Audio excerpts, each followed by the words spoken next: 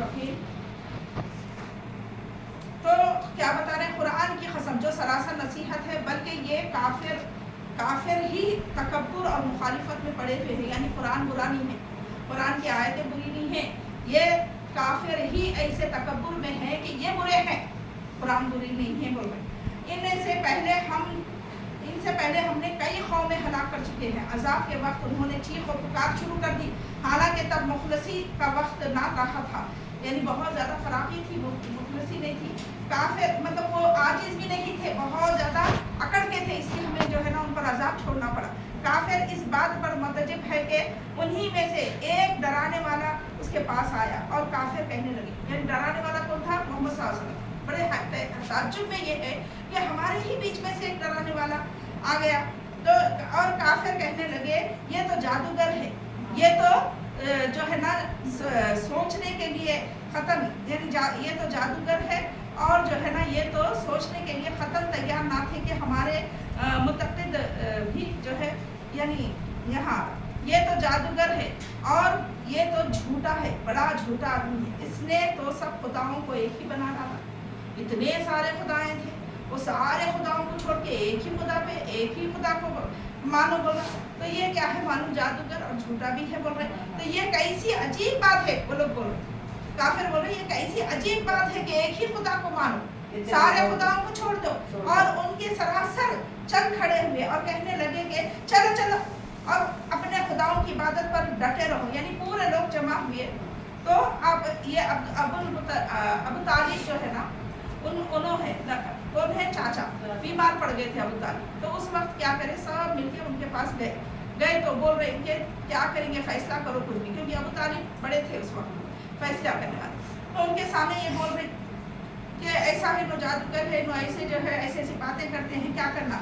تو اسے کہی جا رہی ہے جو ہم نے زمانہ خلیل کے دین میں کبھی نہیں سنی. یہ باتیں ایسی بتا رہا کہ ہم کبھی ہمارے اتنے زمانے میں باپ دادا کے زمانے سے لے کے یہ زمانے تک ہم کبھی نہیں سنے ایسی باتیں. نئی باتیں بول رہا، پورے خداؤں کو چھوڑ دو، ایک اللہ کی طرف عبادت کرو بول رہے. یہ تو بس ایک من گھڑت بات ہے، یہ بول رہے. تو کیا ہم میں سے یہی ایک شخص رہ گیا تھا جس پر ذکر نازل ہونے لگا؟ کیا ہم میں اتنے لوگ ہیں، ہمارے پاس اتنے بڑے بڑے ہستیاں ہیں، یہ سب کو چھوڑ کے کیا یہ ایک ہی آدمی تھا نوجوان جو اس کے اوپر قرآن کو نازل کرتے چلے جا رہے آئے تھے؟ میرے ذکر کے بارے میں ہی شک میں پڑے ہیں، اور یہ اس لیے کہ انہوں نے ابھی تک میرا عذاب نہیں چکھا. یہاں ان کے پاس آپ کے پروردگار کی رحمت کے خزانے ہیں جو ہر چیز پر غالب اور سب کو عطا کرنے والا ہے. تو یہ جب معاملہ آیا ابو طالب کے پاس، تو ان کا عقیدہ یہ تھا کہ ہر قبیلے کا ایک بت اس قبیلے کے لوگوں کی مشکلات کو دور کرتا ہے. یہ عقیدہ تھا ان کا کہ ہر قبیلے کا ایک بت ہے، اور ان کی وہ بت ہی جو ہے نا، مطلب ہر قبیلے کو بت کو ایک دوسرے کے بتوں کو مان کے کیا کر رہے. یہ اب ایکجوٹی آ جا رہی ان لوگوں کے اندر، ایک دوسرے کے بتوں کو مان رہے، ان کی بت کو انہوں عزت دے رہے، انہوں ان کے بت کو عزت دے رہے. تو ایک ایک قبیلے کا ایک بت تھا، وہ مشکلات دور کرنے والا، مشکل کشا سمجھے، ان کی حاجت پوری کرنے والا سمجھے. اور بڑا خدا یا رب العالمین صرف ان کی نگرانی کر رہا ہے. یعنی اللہ پہ ان کا ایمان ہے کہ ایک رب ہے، سارے عالم چلا رہا انہیں، رب العالمین ہے، یہ ایمان ہے. یعنی توحید کے 3 اقسام بتائی تھی میں آپ لوگوں کو: توحید ربوبیت، توحید الوہیت، توحید اسماء و صفات. ربوبیت کیا ہے؟ اللہ بارش برسانے والا، بچہ پیدا کرنے والا، مٹی سے اگانے والا، پیداوار کرنے والا، چرندے پرندوں کو پیدا کرنے والا. یہ سب ایک اللہ ہے بول رہے. سورج چاند نکالنے والا، یہ سب ایک اللہ ہے بول رہے. ان کا ایمان تھا اس پہ، ان کا ایمان الوہیت پہ نہیں تھا. توحید الوہیت، توحید کا ایک دوسرا حصہ ہے، 3 حصے. تو اس میں سے دوسرا حصہ یہ ہے کہ ایک ہی اللہ کی عبادت کرو، سارے عبادتوں کے لائق ایک اللہ ہے. یہ الوہیت میں آتا، تو اس پہ ان کا ایمان نہیں تھا. توحید کے 3 اقسام ہیں نا، تینوں پہ ایمان رہنا ہے مسلمان کا. ربوبیت پہ بھی ایمان رہنا، الوہیت پہ بھی ایمان رہنا، اسماء و صفات پہ بھی ایمان رہنا. اسماء و صفات کس کو بولتے ہیں؟ جو اللہ کے پیارے پیارے نام ہیں نا، اس میں ہر نام میں ایک صفت ہے اللہ کی. جیسا کہ المنان، رزق دینے والا، المنان. الرزاق، سارے رزق دینے والا اللہ کے سوا کوئی نہیں ہے. السمیع، سننے والی ذات اللہ کے سوا کوئی نہیں ہے. بصیر، البصیر، دیکھنے والی ذات اللہ کے سوا کوئی نہیں ہے.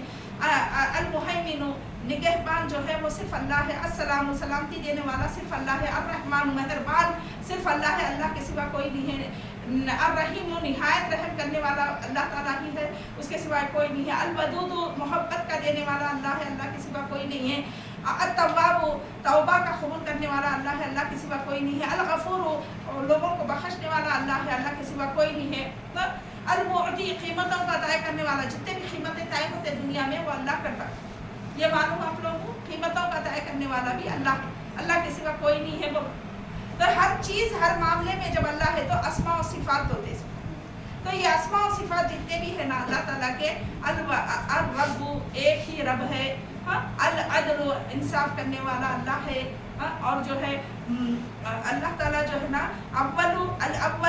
اول بھی اللہ ہے، الآخر بھی اللہ ہے، ظاہر بھی اللہ ہے، باطن کا یعنی اندرونی طور پہ چھپی ہوئی چیزوں کو بھی جاننے والا اللہ ہے، باطن جو دلوں میں چلتے دماغوں میں چلتے وہ سب چیزوں کو جاننے والا اللہ ہے، العلیم سب سے زیادہ علم والا اللہ ہے، الخبیر باخبر ہر باتوں سے باخبر اللہ ہے، اللہ کے سوا کوئی نہیں ہے، تو ہر معاملے میں اللہ تعالیٰ ہی جو ہے نا برتر ہے، اللہ سے برتر کوئی نہیں ہے، اس بات کا ایمان رکھنا، ٹھیک ہے، اس بات کا ایمان، الفتاح فتح دینے والا اللہ تعالیٰ ہے، اللہ کے سوا کوئی نہیں ہے، تو یہ چیزوں کو اللہ تعالیٰ جو ہے نا اللہ کے نام یاد کر لینا بولے اس لیے کیونکہ اگر ہم اللہ کے پورے 99 نام یاد کر لیے تو سیدھا جنت میں جائیں گے، گناہوں کو معاف کر دیا جائے گا، ابو ہریرہ رضی اللہ تعالیٰ عنہ فرمائے۔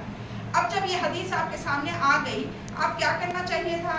اپنی اولاد کو، مطلب آپ کو، آپ کی ماں باپ کو ہے نا کیا کرنا چاہیے تھا؟ یہ نام یاد دلانا چاہیے تھا، خود بھی یاد کرنا تھا، ان کو بھی یاد کرانا تھا، لیکن یہ محنت ہم پر نہیں کی گئی، جس کی وجہ سے ناموں سے غافل ہونے کی وجہ سے، اللہ کے ناموں سے واقف نہیں ہونے کی وجہ سے اللہ کی صفات کا پتہ نہیں چلا، اللہ کے مرتبے مقام کا پتہ نہیں چلا۔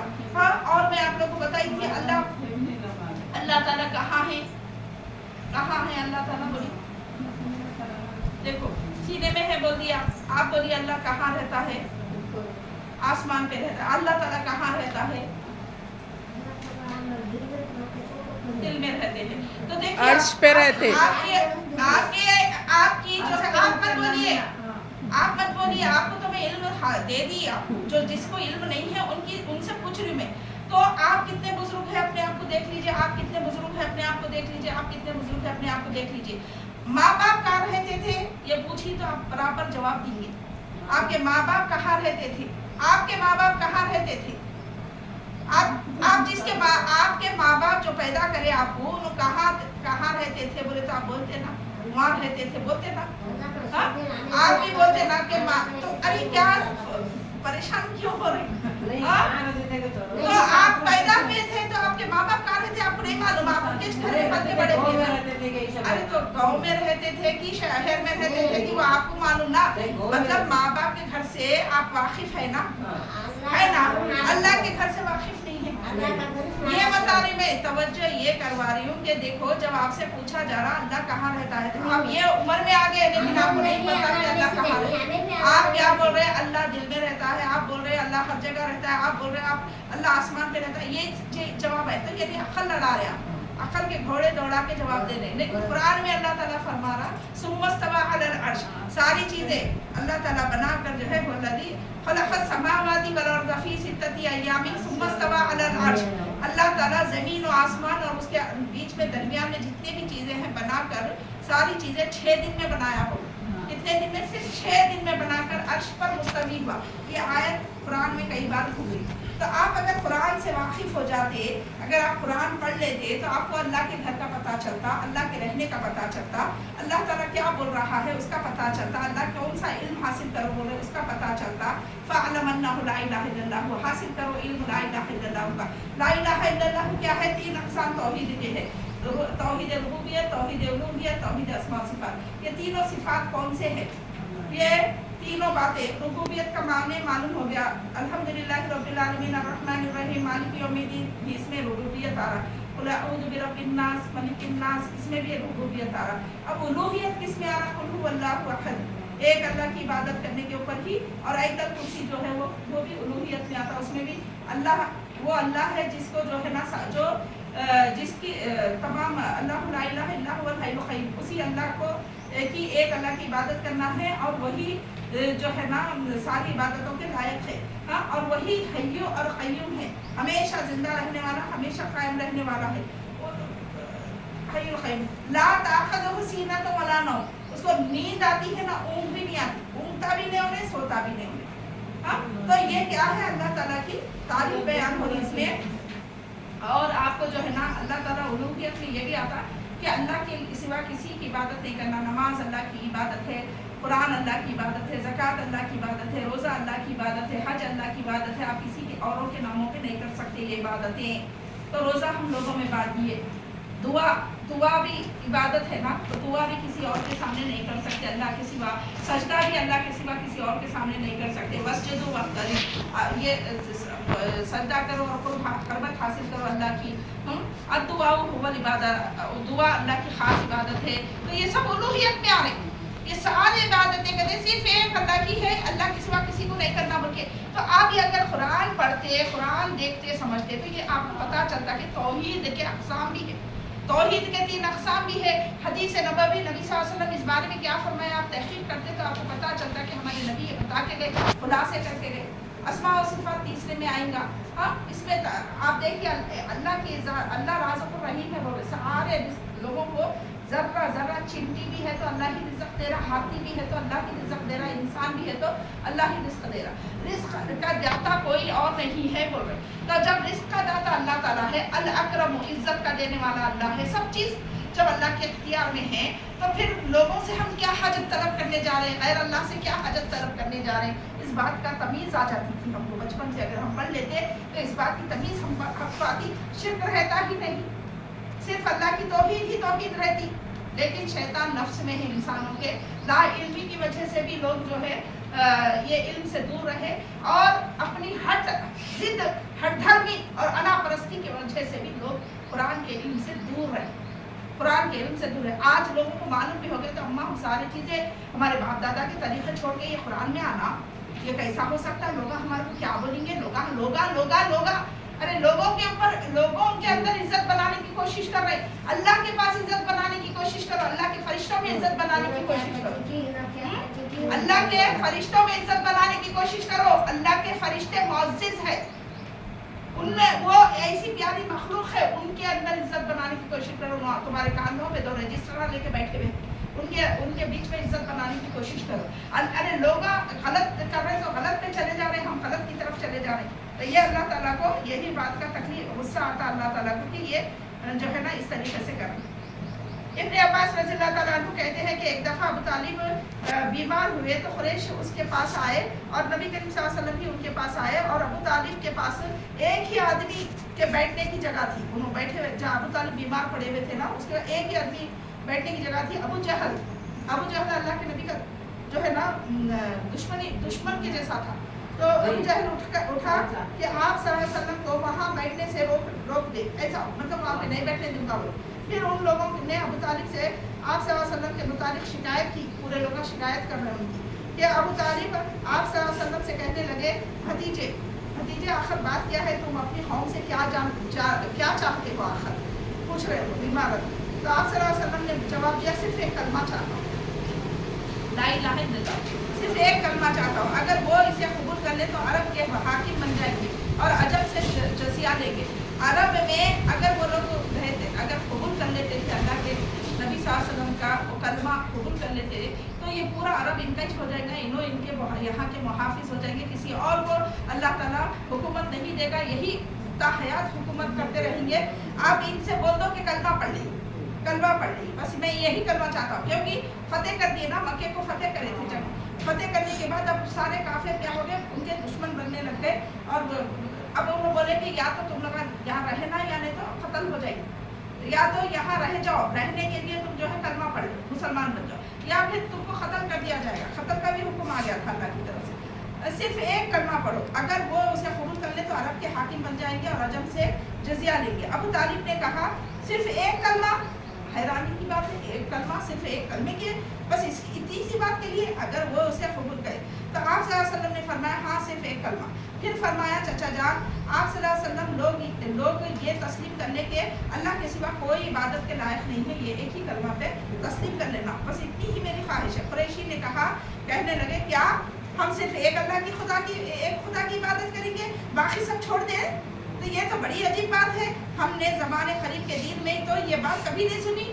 اتنے سالوں میں دین ہم چلاتے آ رہے، ہم بھی تو نہیں سنے. یہ تو محض من گھڑت باتیں کرتے ہیں. نہیں، لوگوں کے حق میں یہ آیت نازل ہوئی، اسی بات کے اوپر یہ آیتیں نازل ہوئی سورہ صاد کی. عرب میں قبیلے کا ایک جدا جدا خدا تھا، بت تھا، جدا جدا بت تھا. ان کا عقیدہ یہ تھا کہ ہر قبیلے کا ایک بت اس قبیلے کے لوگوں کی مشکلات دور کرتا تھا اور حاجات کو پوری کرتا تھا، اور بڑا خدا یا رب العالمین ان سب خداؤں کی حفاظت کر رہا ہوتے. سمجھ رہی ہوں؟ یعنی انہیں بڑا رب العالمین جو ہے نا، انہیں وہ سارے خدائے جو بتا بنا کے انہوں نے رکھ لیے، ان کی حفاظت کرنے کے لیے انہیں کر رہا حفاظت. لہٰذا انہیں یہ بات دراز قیاس بلکہ محال معلوم ہوتی تھی کہ ایک ہی پروردگار تمام جہان کے لوگوں کی ضروریات کو کیسے پورے کرے گا. انہیں اکیلا ہو کے کیسا پورے کرے گا، بول رہے نوز باللہ. ایک اکیلا خدا کیسا پوری کرے گا؟ کوئی پیسے دینے والی دیوی ہے، مطلب آج کل بھی دیکھو ایک پیسے دینے والی دیوی بولتے، کسی کو جو ہے کیا ہے پریشانیاں دور کرنے والے ان داتا بولتے، کسی کو کھانا دینے والا رزق دینے والا داتا الگ ہے. ان کا بھی کانسیپٹ وہی ہے، ان کا بھی وہی تھا. کیا بولتے کہ کھانا دینے والا رزق دینے والا الگ ہے، بیٹی اولاد کا دینے والا ایک الگ ہی ہے، اور جو ہے نا یہ پیسے دینے والا وہ ایک الگ ہے. ایسا ان لوگ چلا رہے کہ قبیلے کے بتوں کو لے کے اب پورے جن چھوڑ دے کے ایک اللہ کی طرف آگے، تو انہیں ایک اللہ انہیں کائنات کو سنبھالے گا یا لوگوں کو سنبھالے گا، لوگوں کی حاجتوں کو کیسا پورے کرے گا؟ بلکہ ان لوگ بول رہے یہ ان لوگوں کا قیاس تھا. سمجھے؟ تو اللہ تعالیٰ کیا ہے؟ اللہ تعالیٰ قدرت ایسی طاقت رکھتا رب العالمین ہے. کس کی کیا مصیبت ہے، پریشانی ہے، چھوٹا رونا بھی اگر چھپ کے رو رہی انہیں تو اللہ دیکھتا. اللہ کو معلوم ہے کہ اس کی پریشانی کیا ہے، کیونکہ وہ اللہ کے حکم سے ہی اس کے پاس تقدیر میں لکھنے سے آئی. اللہ ہی تقدیروں کا لکھنے والا ہے. اور تقدیریں کب لکھ دی گئی؟ جب ہم پیدا بھی نہیں ہوئے تھے اس سے پہلے ہی تقدیریں لکھ دی گئی. ہم پیدا بعد میں پہلے ہی تقدیریں لکھ دی گئی. اللہ تعالیٰ ہماری پریشانیوں کو دور فرما. اللہ ہمارے دوسرے مسلمان بہن بھائی کی جو ہے یہ سوچ جو رکھ رہے ہیں کہ اللہ کیسے جو ہے ساری مشکلوں کو دور کرے گا، غیر اللہ کے در پکڑ کے جو شرک میں مبتلا ہو کے ایمان لانے کے باوجود، مسلمان کے گھر میں پیدا ہونے کے باوجود شرک میں مبتلا ہوتے ہوئے غیر اللہ کی طرف عبادت کر لیتے، نکل جا رہی دعا، یہ دو ہاتھ جو اٹھتے یہ صرف اللہ کے پاس اٹھنا ہے. یہ دو ہاتھ صرف اللہ کے پاس اٹھنا ہے. کیوں؟ الدعاء هو العبادہ، دعا اللہ کی عبادت ہے. الدعاء مخ العبادہ، دعا عبادتوں کا مقصد ہے، تمام عبادتوں کا یہ دعا مقصد ہے. تو یہ جو ایسا کر کے جو عبادت کرتے ہم، یہ بھی اللہ کی خاص عبادت ہے. اور جو سجدہ کرتے ہم، یہ بھی اللہ کی خاص عبادت ہے.